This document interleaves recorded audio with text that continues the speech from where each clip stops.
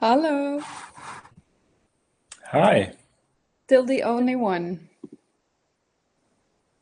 there's Good always morning. only one. Yeah, nice one. So how is this? How is this now? What do you see? Both of us. Both of us in gallery view.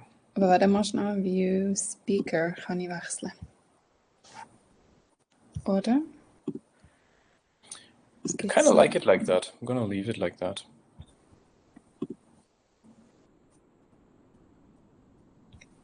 Okay, good. But this time you joined as a participant, right? Yeah, via the direct link. Exactly. Okay, cool. So we figured out how it works. That's already a progress. I think so. Okay. Well, the best proof would be if somebody else would join, actually. Yeah, somebody else will join at the right Let's see. time. Okay, let me make a little introduction. So, well, first of all, welcome everyone who watches the recording.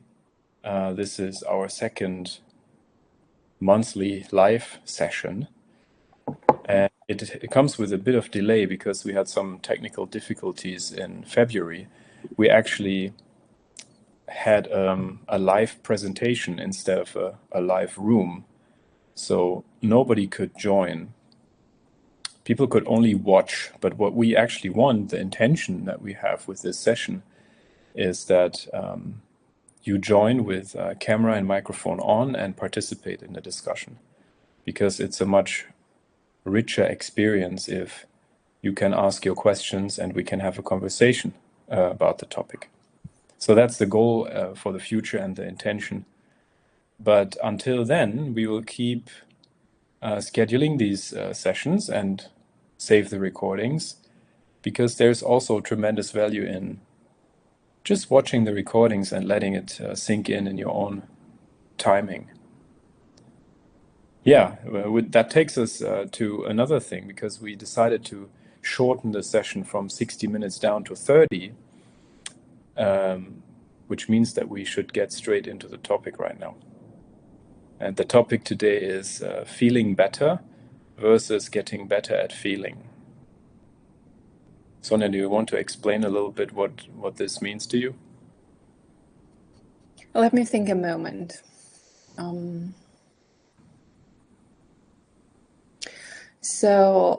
During my own personal work, I just noticed that, especially when I'm in my default mode and I need to function, and I feel resistance or anything like that inside me, or something that is uncomfortable, I consciously or unconsciously want to get rid of it. So either because there is no space to really feel, or because I don't want to feel, or because it's just, I think I'm feeling into the feeling, but I don't really engage with it. So yeah, it's for me, it's actually a tricky topic. What is your perspective on that? For me, it's definitely also a tricky topic, but it's also a very rich topic and an important one for me in my life too, because where I grew up, it was all about thinking. It was all about thinking long and hard about something, coming up with a rational explanation. You always had to have the right arguments, proof, logical thinking. And feeling was not such a topic, really. And that was all around. It was in the family, but also at school and with my friends. Feeling was not, I can't remember that it was a big deal to ask somebody how they are feeling. And now the conundrum for me was that I was always very sensitive to all kinds of things. So I had a lot of emotions, a lot of sensations in my system, and not being able to explore that with someone or to express that freely was quite challenging. And it took me a long time to open up to that again and really deeply understand what it is. Yeah, I can relate to that. I think even when people ask you, how do you feel? It's just usually meant as a superficial like entry into the discussion, right? But they don't really want to know how you feel. As you said, especially in the family, in mine as well, it was not encouraged to really share how you feel. And if you even mention like, I'm not feeling well, I can't even imagine having expressed what I actually felt. And it was not encouraged to be authentic and truthful because maybe my family couldn't handle that, or they didn't know how to do that. And it was just recently that I learned in a group session, in a group setting, how liberating that can be, also with the safety part, right? So that's, for me, is like the crucial part, because sharing our own feelings and being really authentic requires this safety that, okay, if I share uncomfortable stuff, people won't judge me, or they don't want to rationalize or I don't know, just play around with it, but they just will listen and take me seriously and be compassionate. So and most people don't know how to do that. I didn't know that either, and it really is a skill that we need to learn. And once this is granted, there is really maybe just one person or a container with several people, and there is this safety, I can express, I'm being seen and heard and not being judged. It's even though it's still scary, it's very liberating. And yeah, I think it is a very healing experience, but it's something that, especially in a family setting, I think is difficult to imagine, even though that should be normal, I guess. I could like extend this session for 2 hours just with all of the things that you've been sharing now. That was so rich now. Let me go back to the very beginning. This question of how are you feeling, or how are you? This superficial question. Oftentimes, it's actually a superficial question because we want to ask out of politeness. That's a social convention. That's a social norm. But we don't really want any answer other than good. Because if the answer is actually not, if the answer is good, then we glance over it and we move on to another topic. That's it, the polite part is done now. But if the answer is anything else but good, let's say I'm angry or sad or I'm hurt or I'm having trouble or whatever, then all of a sudden the questioner is confronted with their own disability to feel the feeling, and that is so much about what you shared afterwards is we would like to have a safe space to express our feelings, but that requires everybody else in that space to have at least the capacity to be with your feelings without interpreting them, without fixing them, without judging them, without imposing, projecting their own ideas onto you. And this is actually quite a lot of skill, quite a big requirement, and wow, I mean, I don't know so many people that can do that properly, to be honest. Yes, but I'm convinced that everybody is capable of that. It's just Yes. something that you don't learn overnight or in a weekend course. It's like a school. You need to practice and practice until you really feel comfortable with that as well. And I think just today I read about somebody asked, how can I be with a friend and their feelings?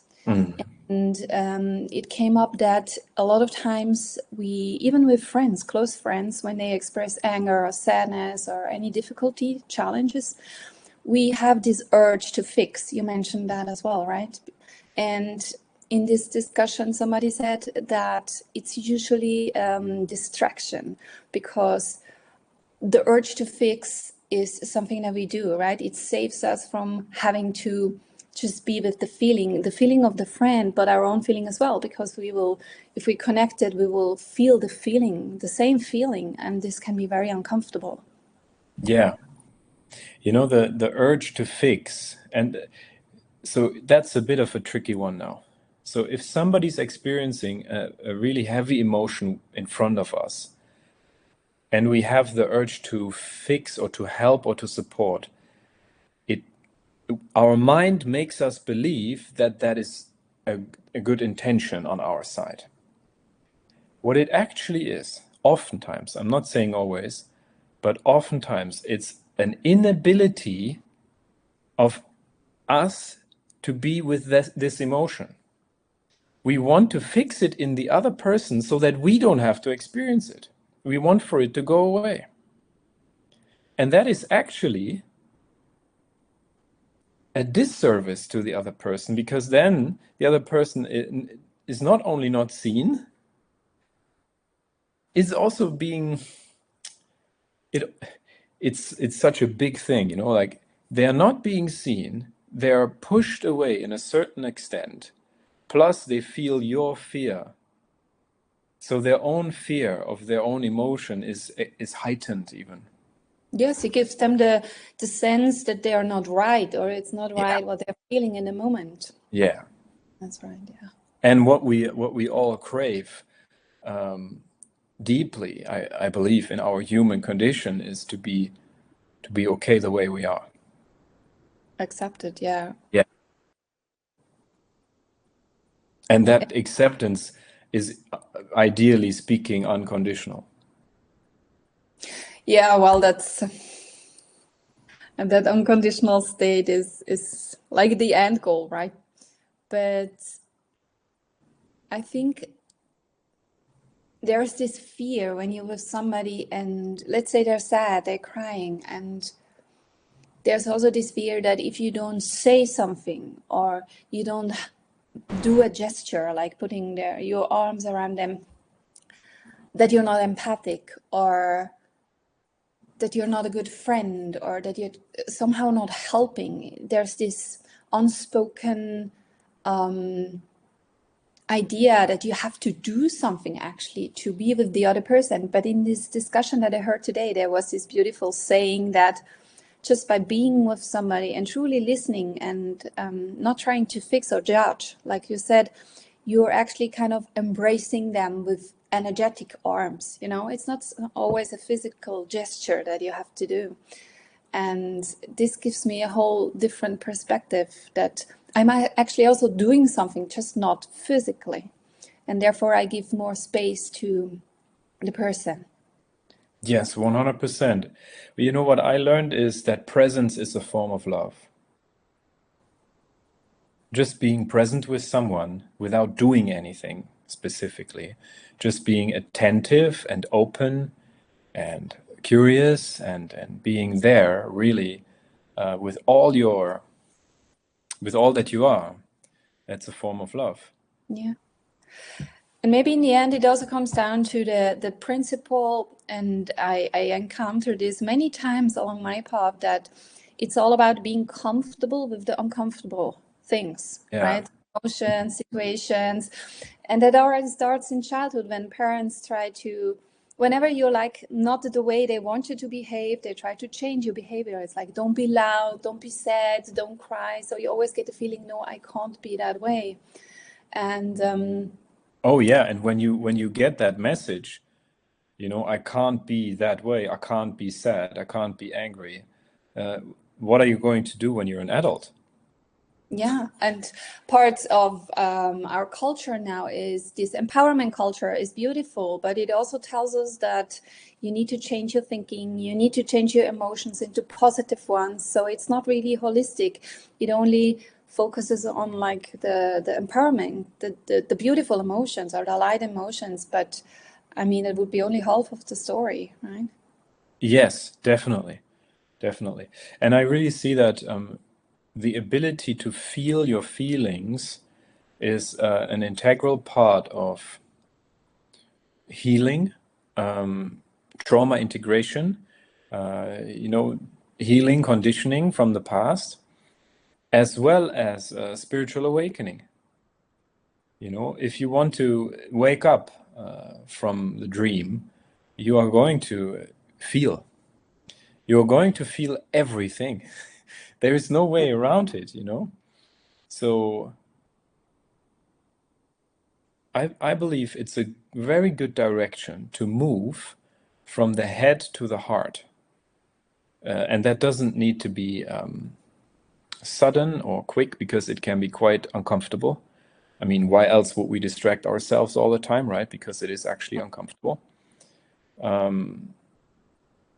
But just step by step and slowly just move into the heart space and develop the capacity to be with those feelings.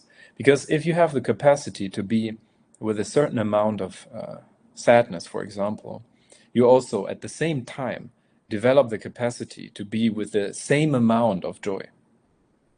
Yeah, true. If you grow your capacity to be with the difficult emotion, let's say, you grow at the same time your capacity to be with the beautiful emotions, because Yeah. sometimes it's even more difficult to experience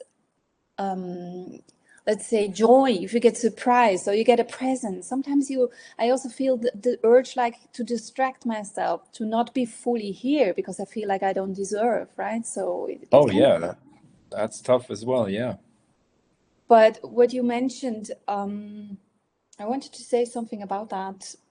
You said it's part of the spiritual path, and I think for people who are trained to be mainly in their mind, let's say because they have a very mental kind of work or they're academics or whatever, they're just very skilled.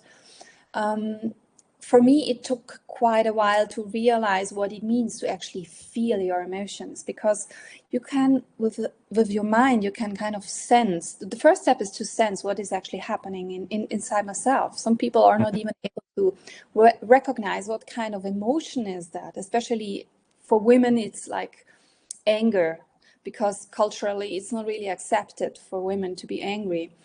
So it takes a moment to realize, okay, I'm angry. So this is like the first step.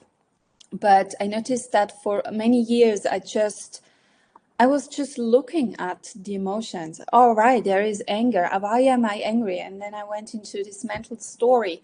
But that is not the same thing as really going into the emotion, because that means like when you're in the sea, but your head is always above the water, this is not really diving, right? So you really have to tuck your head underneath the water and let yourself be submerged by this emotion. And this is the difficult part. And what I think this is what most people avoid. And therefore it will always stay. And they ask themselves, so why is the anger still there? Why is the sadness still there? Because you just keep looking at it, but you don't really let it wash over you and take you over, because this is the actually scary part, right? Yeah, that's a nice analogy, by the way, with the washing over. Because when you go for surfing, that's one of the first things that they teach is, when you get, is it washed? I think when you get washed, that's the term. So when a wave crashes over you, then you don't know, for a moment, you don't know where you are. And when you, in a moment of fear or panic, you start swimming, chances are that you actually swim down because you don't know where up and down is. So the best thing that you can do in that moment is to let it wash over you completely until it's calmer again, orient yourself, and then get your head above the water again. So nothing is happening, you actually, that's the beautiful thing. And we all have experienced that. Everybody who watches that recording, I'm sure they have experienced that. A strong emotion comes, it stays for a while, and it goes. There is not a single emotion that is constantly there. Yes, Not a single one. That means, however bad it is, it doesn't matter how bad it is, and sometimes it's excruciating. You already, in the back of your mind, you know it's gonna end. This is going to pass. This is going to be over. So that's the first little bit of hope. And the second bit of hope is, what if you are not the emotion? What if you are actually the container in which the emotion appears? yes, I know what you mean. Yeah, but for this, you have to be able to put some distance between yourself, like your true self, and your emotions. And Yes.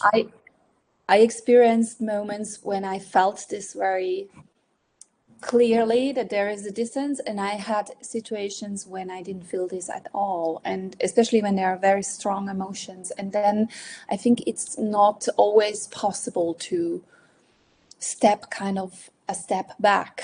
So it can be useful, but I don't think it's always possible. If the emotion is very strong, for me, what is easier is something I learned in the somatic practices. And you mentioned that as well, is orienting. Because when we get overwhelmed, that is the fear, right? When we get overwhelmed by fear or sadness, whatever, we start to lose control, which is even more frightening. So sometimes it's easier not to open like the valve completely, but just a little bit. So you allow, like, step by step, the emotion to arrive or get over you.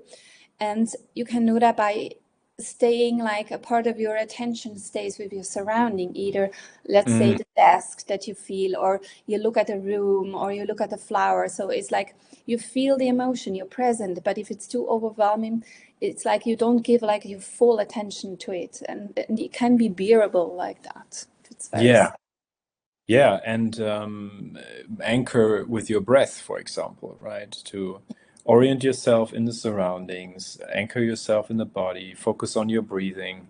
That is always, even in the toughest moments, it's always there. The breath will never go away. If the breath goes away, you're gone. So you can really trust on that one. Yes, it's actually a good indicator on how much suppressed emotion there is, because from yoga we learn that if you're relaxed, your breathing is long and deep, so you breathe it like your whole belly, your whole body. But whenever you notice that your breath is shallow, that means you're stressed. So it's also, if you don't know, okay, am I numb, am I stressed, you can actually check on your breathing, and then you will know. Yeah, very good. Very good. Oh, we've covered a lot of good stuff. What else is to be said about feeling? We covered acceptance and resistance, distraction, suppression. For me, what I also found tricky for a long time was this part with the integration, how to integrate the emotion, right? That's a term that I hear a lot.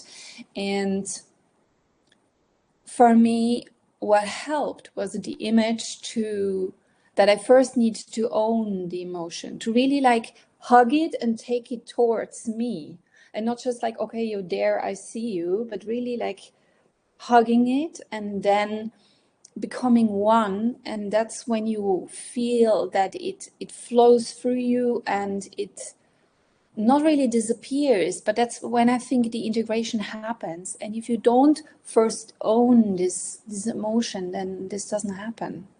Yeah, yeah. It will go I mean, away, but it will reappear as different. exactly. It will pass and then come back. And emotions like that, recurring emotions, they come back for as long as they have to come back.